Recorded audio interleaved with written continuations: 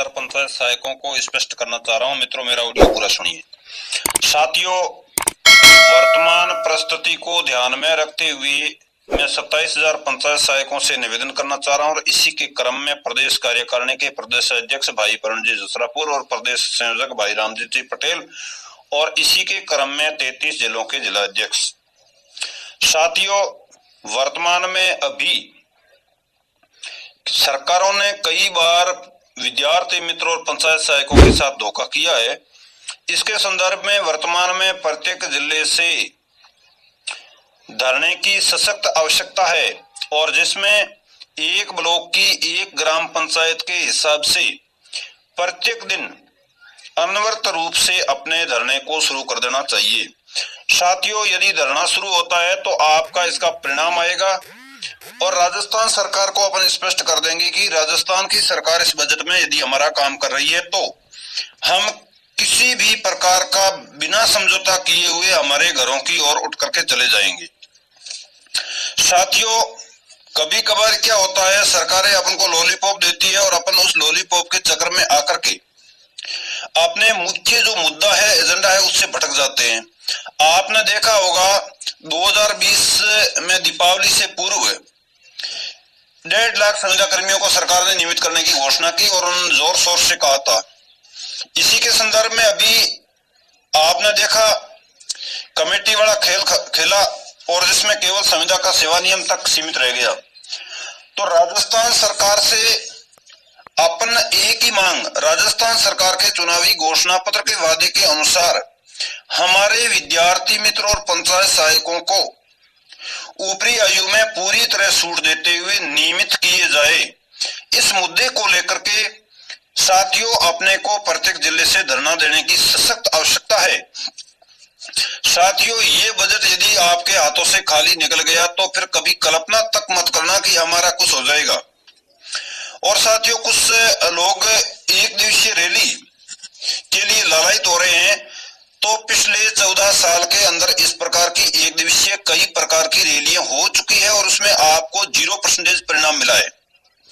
साथियों, मैं धन्यवाद देना चाह रहा हूं भाई परमजीत जसरापुर और प्रदेश संयोजक भाई रामजीत जी पटेल, जिनके नेतृत्व में 75-76 दिन का धरना चला और जिसमें आपको कम से कम संविदाकर्मी माना गया है। नहीं तो पूर्व शिक्षा मंत्री गोविंद सिंह डोटासरा जी ने सिक्कर के सुरेश जी मील को स्पष्ट कर दिया था, आप मानदेय कर्मी में आते हो, आपका कुछ नहीं हो सकता। इसके संदर्भ में आप तमाम लोगों को समझना होगा और आप निश्चित रूप से जीत की तरफ बढ़ सकते हो यदि 33 जिलों में धरना होता है तो। धरने का क्रम, यदि एक ग्राम पंचायत एक ब्लॉक की प्रत्येक दिन बैठती है तो एक ब्लॉक के अंदर कम से कम 30 से 32 ग्राम पंचायतें हैं, तो एक व्यक्ति का एक दिन बड़ी मुश्किल से नंबर आएगा। और मुझे ऐसा लग रहा है कि आप एक दिन में ऐसा घर पे कुछ नहीं कर पा रहे हो और वो अपना व्यवस्था होती है, अपने ब्लॉक अध्यक्ष ही है और वो पूरा निर्णय करके और तुरंत प्रभाव से इस काम को करें। साथियों, आज अपने साथी अपने आप में गुमराह है, वो कह रहे उसके नेतृत्व में करो, उसके नेतृत्व में करो।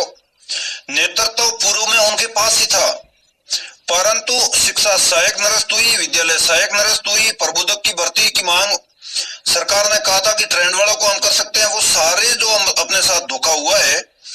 तो अब ज्यादा विश्वास किसी पे नहीं किया जा सकता है और सांस का, दूध का जला हुआ सांस को भी फूंक फूंक करके पीता है।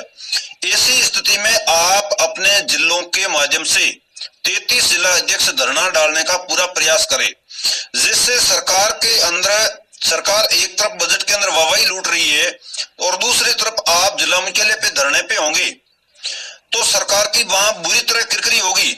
और यदि सबसे पहले कोई प्राथमिक तौर पर काम होता है तो राजस्थान पंचायत सहायक और विद्यार्थी मित्र का होगा।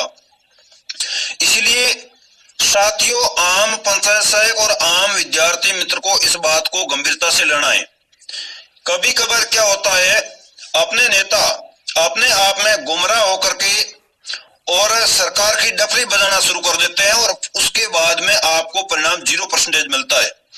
साथियों, अभी आपके पास मौका है और ये बजट लगभग 9 तारीख से शुरू हो रहा है और 10 एक दिन चलेगा। तो इसीलिए अपन को पूरे राजस्थान भर में 3 या 4 तारीख से पूरे प्रदेश में 33 जिलों से धरने का आगाज कर देना चाहिए। जीत आपको सुनिश्चित रूप से मिलेगी, आप नियमित होंगे, इसमें कोई दो राय नहीं है, परंतु समय का त्याग तो करना पड़ेगा। पांचाराम बिश्नोई, बरोक संयोजक, रानीवाड़ा, जालोर। जय संगठन, धन्यवाद।